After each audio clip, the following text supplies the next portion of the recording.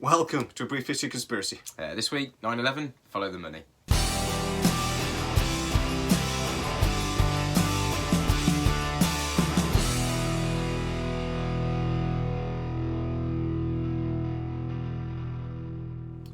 So if you are new to our channel, please like, subscribe, hit that bell notification, leave a comment. It really does help us out. Thanks. I just think there's too many things in this whole story that are just like, there's far too many coincidences. There's too many ducks lined up, isn't there? Do you know what I mean? There's like 50 plus coincidences that all have to align perfectly. And you're talking probabilities. I've got more chance of winning the lottery. I've got more chance of being struck by lightning than all of those things coinciding. Yeah. You really have. I genuinely think, bare minimum, I mean, and I try to be as open-minded as I possibly can, and I try to think about both sides of things. But I honestly believe, bare minimum, the FBI and the CIA knew this attack was coming. Mm-hmm. They realised we can take advantage of this, and they did. And they sort of went, actually, you know what, though, if Building 7 collapses as well, that would be really nice. And so I think at bare minimum they allowed the attack to happen. Because you cannot argue Osama bin Laden and Al-Qaeda wouldn't have wanted to do this attack. They wanted to commit a terror attack against American soil.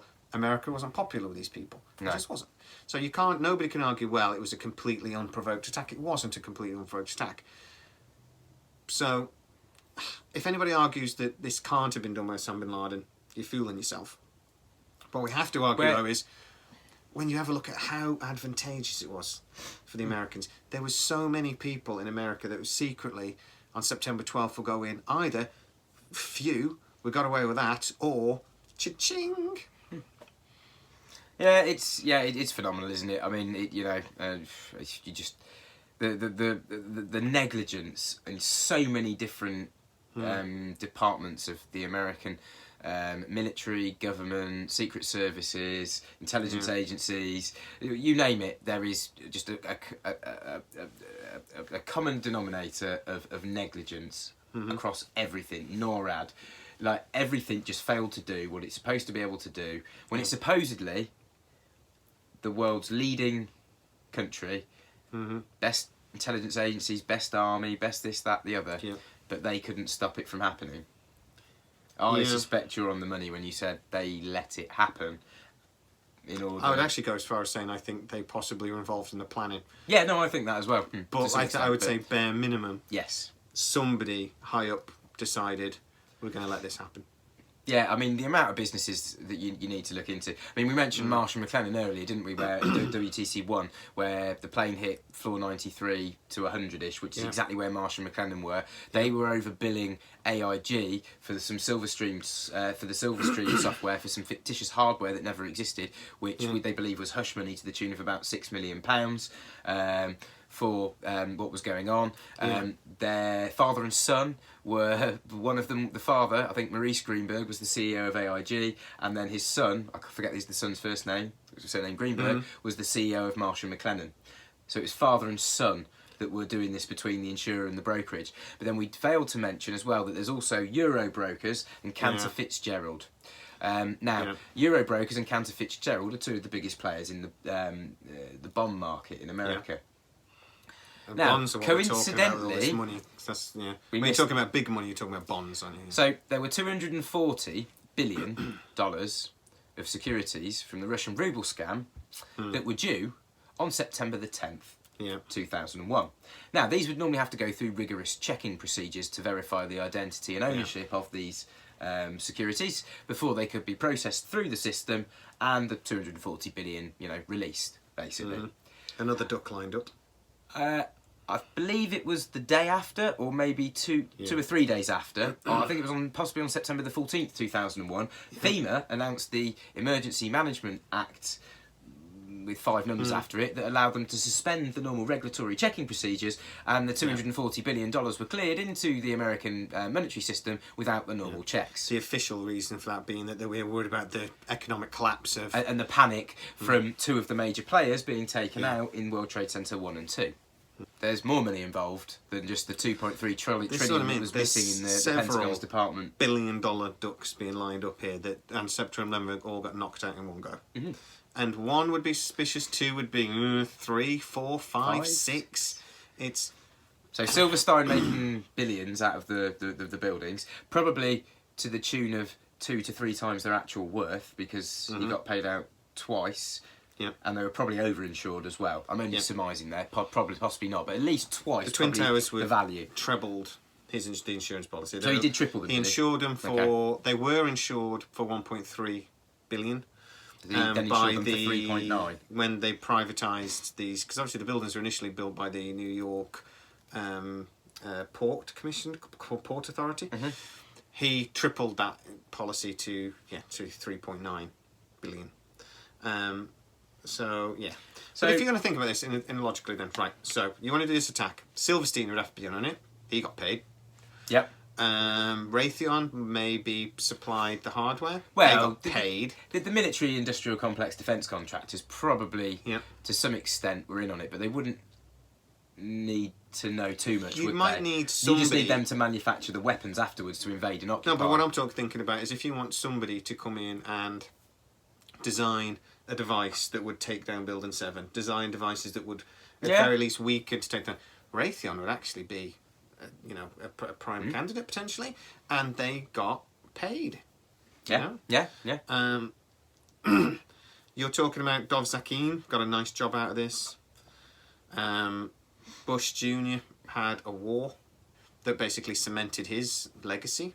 Oh, and the fact that the Bush families made millions out of the Carlyle Oil Group, and also out of their interest, as well as who is it in Halliburton, where they then go in and build back up the countries that they've just been in and demolished. Again, those wars then went on to create, again, billions and trillions of wealth, not necessarily for the country as a whole, but for individuals that own specific shares in specific companies. So really, there's some companies that need some heavy investigation. I'm trying to think of others as well. Oh, the security firm was quite interesting, wasn't it? Which was Kroll Associates, which was again linked to the Bush family. Partly owned by Bush Senior. Who handed over the responsibilities for the security on the Twin Towers to a gentleman, I forget his name, who was the leading expert on Osama bin Laden, who was killed in the attacks on September the 11th, 2001, after starting the security role about a week earlier. So they killed off the main expert on the patsy, or on the guy that they were going to pin it all on, in the event on September the 11th. Just in case there's one guy that would say, no, that it can't have been him. Can't have been him, because of X, I know him. Because I know this. So he was from the FBI, I forget his name, but he took over security in there, was taken out on September the 11th. In fact, you see a very theme of them. There was a meeting arranged for 9 o'clock on, I don't know, one of the high floor level numbers for a lot of the whistleblowers that wanted to. I think it was from the El Dorado Task Force, which were investigating the $240 billion securities that were due on September the 10th. The person who was supposed to chair that investigate meeting didn't make it in that day, and he did a telephone conference call from his house instead. And all of the whistleblowers that attended died, thankfully. 2 or 3 didn't attend and survived, but only through their non-attendance of the meeting. Traffic, I believe. That was arranged specifically on that day, probably to eradicate them and their information. There was supposed to be a meeting regarding the Enron scandal on that day as well. Oh, really? That I didn't know that.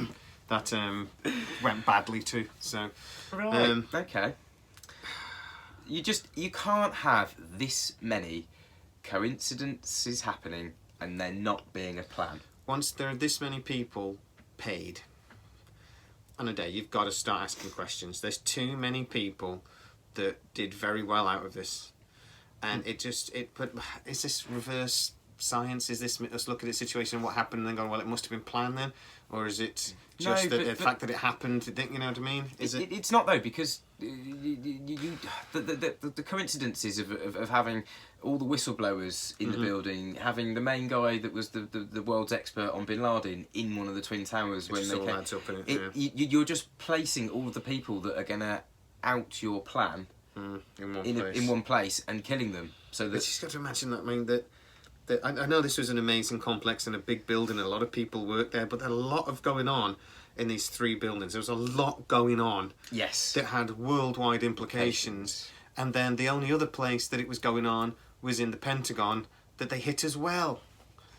I mean, it really starts to get hard to think that at very least the Commission report was a complete joke. Farce. Because they It was openly say the stock market stuff and the stuff that we can prove is no interest, is no relevance. How come incompetent on. are they? Henry Kissinger was put in charge of the 9/11 Commission until the victims' families started asking some interesting questions about his interest in the Carlyle Group and other companies connected to it. And then, strangely enough, Kissinger, known for being a cover-up mastermind, then disappeared from the head of the Commission report because basically I don't think any of the victims' families believed a word he said. Even they twigged that maybe we should get... Right, okay, this is going to be bad enough as it is. Let's get Kissinger's name off it. Yeah. It's basically the thing. Yeah, I think that was how that went down. Right, this already smells of shat. Let's not make it any worse. So, I don't... Oh, man, it's just... I can't get my head round. Right, we're not even, in this episode, talking about the laws that were then implemented. Like I said, we talked about... Patriots Act, the removal of our freedoms. Yeah, we're not even talking about that stuff. Well, your freedoms, sorry, in America. Yeah. We had another incident, 7/7, which was the same kind of event in the UK, so that we could have the same laws or the same freedoms taken from us with new laws that you had, called the Patriots Act. What was ours called? Oh, no, we didn't have sort of one act. Because that's not really how our legal system works. No, we had have like about 20 different white papers. So they're all individually... sort of touched on a different subject, and then the Spain, Patriot Act was... Spain did the same after the Madrid bombings as well, Yeah. so that changed the Spanish legal system. So now, in Spain, America, England... Which then affected the EU, if your government calls you a terrorist, it can legally detain you for 30 days without trial. Yeah. Because you've got to remember as well, the Spanish thing didn't affect just Spanish law, it affected EU law. That's true, so Spain was all about the EU, wasn't it, rather than just Spanish law. But yeah, of course it was, but... Which is obviously the world's largest commercial bloc. So controlling the EU in any way, shape or form is... Cha-ching. But if you genuinely think the internet is free, it isn't. Following September 11th. It's almost like the internet was coming, and this was, again, another one of those ducks lining up. They had no control, and they wanted to create a reason to implement control. And there's now things like... My messages on WhatsApp are encrypted. The conspiracy theory, or the legitimate theory, is actually that they're not really. They're encrypted as long as you don't have the key. And Zuckerberg has given the American government the key. Oh, because it was the only allowed. It's the only way it was allowed. Yeah, I've never understood why Facebook... Zuckerberg has meetings with the director of the CIA on a regular basis. If you don't think he's involved in like high-level stuff, like I think again. The thing is, like, Facebook came along, and I don't know why it's that much better than MySpace or any of these other things that are about then.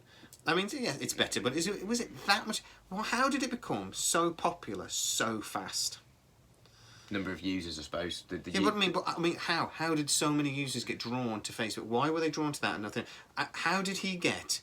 It's almost like it was decided, okay, we need this software, we've got our backdoors built into it, and we're going to make sure this is the number one website. And we're going to cripple... This will make you a very rich else. man, Mark. Oh, great. Yeah. My software? Oh, great. Oh, thanks very much.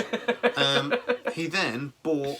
WhatsApp then did this encrypted messenger service. Nobody liked that, so Facebook bought it.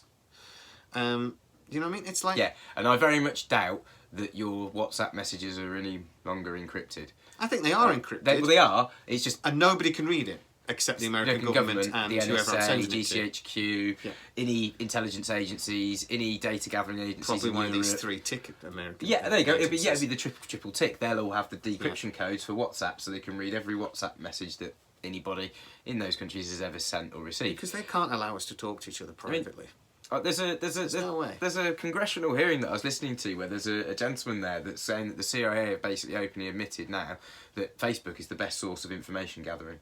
Mm-hmm. All of our older methods of gathering information pale in insignificance to the amount of information we can obtain from Facebook on individuals immediately. Yeah, it's not just gathering information though, is it? It's influencing as well. If you're talking about, in psychology they call it social constructionism, and it's the science of trying to make sure society and culture goes kind of the way you want it to. There's a lot of money goes into this. Facebook is the tool for use that. You can literally target people individually and try to subtly push them where you want them to go. They think that's possibly how Trump became president. They think it's possibly how the Conservatives won the last thing, and they think it's possibly how we won the Brexit vote. Because Cambridge Analytica, I assume Cambridge you're Analytica. referring to the company that claimed that it had 5,000 data points on every American citizen prior to the Trump election. And then they did the same for the Brexit. So, and they said that they could influence votes, which in lots of ways is illegal, but because the law hasn't kept up with the internet, it's not illegal through that. It's immoral, it's not illegal. Yeah. So probably a good way of putting it, immoral, not illegal. Yeah. So yeah, that's really us talking about the money and the why. And then, the other thing that I was going to mention that I didn't quite mention was, and of course, the military-industrial complex. This whole war on terror that came about in the media. The Cold War had just ended. Yeah, exactly. So. And they were sat round desks twiddling their thumbs. What does the military-industrial complex need to keep making money? Well, it needs to keep manufacturing weapons. So how does it need? What does it need in order to keep manufacturing weapons? An enemy. Yeah. Well, Raytheon had a load of Tomahawk cruise missiles sat around doing nothing. Well, yeah, of course. But what I'm trying to say is the war on terror doesn't really exist. You can't have a war on terror because war creates terror. So you're trying to have a war on the consequences of the actions you're involved in. It's never ending. It's something that's been thought up by the military-industrial complex in order to keep manufacturing weapons and keep profiteering. We're talking about a scam of money. This is also a scam of... It's almost like an industrial scam. They've scammed us into believing there's an enemy that there isn't. And then we then basically created the enemy, because you can argue ISIS didn't exist. And then a few years after September 11th, ISIS appeared. Well, no. So a few years after Bin Laden's death, ISIS appeared. What I'm talking about, it's been 20 years. So 10 years after, ISIS didn't exist. 10 years after, the thing of ISIS becoming sort of famous, or we became a house. You're exactly right. They killed off Bin Laden, one threat gone. Right, but then ISIS appeared. They no longer had a war on terror without Bin Laden, because the whole war on terror was based on Osama Bin Laden. Basically hunting him down. Yeah, he was the figurehead. He was the thing. Yeah. So after they killed him, how quickly did ISIS suddenly emerge? You could even argue, actually, as soon as Iraq started to calm down as well. As soon as Iraq started, because for a long time, the fight against Al Qaeda was the war in Afghanistan and Iraq. When they sort of started to win that conflict, then they must have thought, okay, we need a new headline. We'll kill Bin Laden. No. What it was Saddam Hussein used to keep all the everybody in check, and when we went and took Saddam Hussein out, there was nobody to keep everybody in check anymore. That's why the Americans installed him as a puppet leader, because they knew he'd keep that area in check. Unfortunately, what happens with most of the puppets America installed is they grow very disfond of America over the years, and they eventually revolt against them. Gaddafi being another prime example that wanted to create a gold standard currency for the African nations, and then suddenly was the top of America's hit list because he wasn't prepared to buy or sell oil in the American dollar anymore. The thing with the Iraq War, though, was that because of the how just wrong it was, and how many 100,000 innocent civilians were basically murdered in that conflict, that created a lot of anger. So it wasn't Iraqis fighting Americans in Iraq; it was insurgents, people coming in from elsewhere. This was the early start of ISIS being created. America created an enemy. They invaded Afghanistan and Iraq, and you can explain to me why they invaded Afghanistan, because I don't really understand it. But that's a side effect. But that's not the reason. At the time, they said, "You've got Osama bin Laden." It was all about women's rights. That was what it was about. If you remember the media, women's rights. It was about women's rights in Afghanistan. That's what it was all about. Like bloody the 40 minutes attack, nonsense. At the time... But women's rights in Saudi Arabia weren't an issue at the same time. But in Afghanistan, big issue. Big issue. Saudi Arabia sells us oil for cheap. Just shut up. Don't annoy the Saudi Arabians. It costs me enough to fill my car. Just shut up. But the Saudis are prepared to buy oil in the dollar and buy or sell oil in the dollar. And sell it, I'm hoping the Saudi royal family buy Manchester United. So we like Saudi Arabians. Give us your money. I want Manchester United to be the champions of the world again. Until they set off a bomb at the at Old Trafford. Old Trafford. No. Who knows? I'm just glad you didn't start badmouthing AIG, who were once a sponsor of Manchester United. So I'm glad we pretty much skirted did. around that. Yeah, I know you did. I was trying to skirt around it. Glory, glory, Man United. It's not like AIG have any deep ties to the intelligence community in America, But if you actually think about then these conflicts since they invaded Afghanistan because they said you've got Osama bin Laden, give him us now or we'll invade you. Right, which is the stupidest and they threat said ever, no. given that Alexander the Great couldn't conquer Afghanistan. Well, it's also a stupid argument because Osama bin Laden was in Pakistan. Well, yes. But also, Osama bin Laden to the Afghan people was like Churchill. He was one of the biggest influencers and one of the war leaders during the conflict against the Russians. Yes. So for him, he was a freedom fighter. He was part of the Mujahideen, as they used to refer to them. And they didn't believe he was anything to do with September 11. So they didn't. They said no. Now, America could have gone in with special forces, but they didn't. They went in with a massive invasion and tried to control a country that no enemy has ever been able. We couldn't. The French couldn't. The Russians couldn't. And so how the hell did Afghanistan has never been conquered in recorded history. No, and we didn't conquer it. Anybody thinks that we did? We didn't. The terrain. We just happened to barely hold on to it for a bit. We held on to a few camps in a few places. That was about it.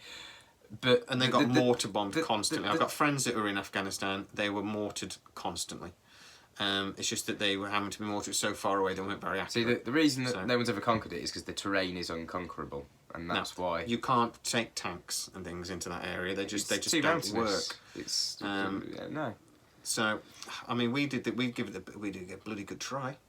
Mainly because we have things like buster bunkers and things like there's bombs that are just completely and drones and stuff. But then we invaded Iraq, and we invaded Iraq basically because we could. They had to invade somebody. So they invaded Iraq. This seems to be the best argument I've ever heard of. And there's all this stuff about, they've got weapons of mass destruction. Complete fabrication. They didn't? No evidence. Never seen any evidence of Saddam Hussein having any... Well, apart from the chemical weapons that America sold him after Ronald Reagan's election. I actually always believe they probably did have the weapons of mass destruction. Because they had them during the first Iraq War, so why wouldn't they still have them? But I very much doubt they had even the remotest ability to launch them. I've probably seen they still sat in a hole in the desert somewhere. Even that phrase is just aimed by our media to... Mass destruction. Mass destruction. But what, so he's got nuclear bombs? No, he's not got anything nuclear. Well, what's the next worst thing? Mass destruction. Mass destruction by chemical weapons. No one likes chemical weapons, do they? No, we'll say he's got that. We'll say he's got that. But then again, they say, we could hit London in 40 minutes. No, I couldn't. They couldn't even hit Iran. And they're next door. And they had their missiles were no good. So, no, that was a complete lie. But it created an enemy. And then while we're fighting in Iraq and Afghanistan, we've all got an enemy. And the industrial complex continues manufacturing weapons and making profit. Making money, cha-ching. So everybody's happy. So, but Iraq and Afghanistan starts calming down. So they go, all right, well, now we'll kill bin Laden because that'll get some headlines, points, I suppose. And then ISIS appear. Who next? ISIS is gone now, and it seems like all of a sudden the Russians are becoming a threat again. Who next? China's still on the slyly a threat. It's almost like we're in a constant state of paranoia. Yeah, because there are companies that got to make their money. But why are we so worried about trying to protect ourselves from these few random mental people in a few random countries? Because that's all they would be if America's foreign policy had been different over the last 70 years. Our government, though, wants us to hate the Chinese government. They want us to hate the Russian government. They want us to hate terrorists. And we have to label it, right? But because they're bleeding into basic psychology of a human being, right? A small part of me hates you because you're a Liverpool fan. And I can't help myself, I hate him. And if he died tomorrow... It's just because his glory days are gone now and won't be back for 20 years. He's looking down the barrel the wrong way now, isn't he? Genuinely. And he's suddenly gone, oh, fuck, it's on the other shoe. If you died tomorrow, a part of me would go, one of my best friends is dead. Another part of me go, one less Scouser. It's just like... It's just... Yeah, I get that. I hate the French because they're the closest country to us and they all stink of garlic. I don't like the French. I probably wouldn't put that in, to be fair, mate. I don't really. But I have a point, though. It's called in-group, out-group in psychology. But it's not really true. Because even though there's things, it's not really a hate. Because then if a French person comes up and says hello, you go, hello, and you have a lovely conversation and it's all lovely. Our government, for some reason, wants us to hate large groups, but on an individual basis, people aren't like that. No. I don't hate French people. I want to, I just don't. I don't hate, the next town over if their football team beats us. Not really. It's just a bit of competition. On an individual basis, humans aren't like that. So why does our government want us to be? Well, because it helps them profiteer through war. That's my point. As a species, we don't really want to go to war, do we? Really? No. If we've got enough resources, we don't fight each other. If I've got no water, I'm killing your ass for that water. Don't get me wrong. We're a survival species. But on an individual basis, if we've got enough resources, like we do currently, because we don't let people in Africa have any, then we don't really fight each other. We don't want to fight each other. No. But our government wants us to. So, September 11th. Does this make you, I know what you're going to say, does this make you more convinced or less convinced that September 11th was planned I didn't purposely really need by the much American more government? convincing, so I'll go with more convinced, but I was already there, to be honest. When we started this series, I was pretty convinced this was, I always was suspicious. Every episode we do, I become a little bit more certain. More certain. I've always got that healthy doubt. I always try to have a Yeah, healthy doubt with I any do of these as well. things, but it's really hard. By the way, I did a brief, we've just done our Pentagon episode, and I did I shared our video on a few different Facebook sites, and I asked a question, what do you guys think, missile or plane? 3 people said plane, 59 people said missile. So there you go. That's quite interesting. And that's still counting, to be fair. That was... Yeah. Like, but, 3 people out of 60, that's like, I don't know, 5%, isn't it? Yeah. Something in that ballpark. So 95% of people on a conspiracy-based group, I will give that. It's not really a thing of the population, but intelligent people thinking about a question, and that wasn't me asking, do you think did the government planned a plane to hit the thing? You just asked, was it a plane or was it a missile? Plane, missile. So that was interesting. That is quite an interesting response. Anyway, so we've still got to do, because I was having to think about this, we're coming up to the end of the series. We're going to have to start thinking about what we want to do in the next series. So if you've got any ideas, please leave a comment. We've had a few really good comments. I asked this question a couple of days ago, and we've had a few buttes. But that's us. That's Follow the Money. Please like and subscribe to the video, and we'll see you next time. See you next week.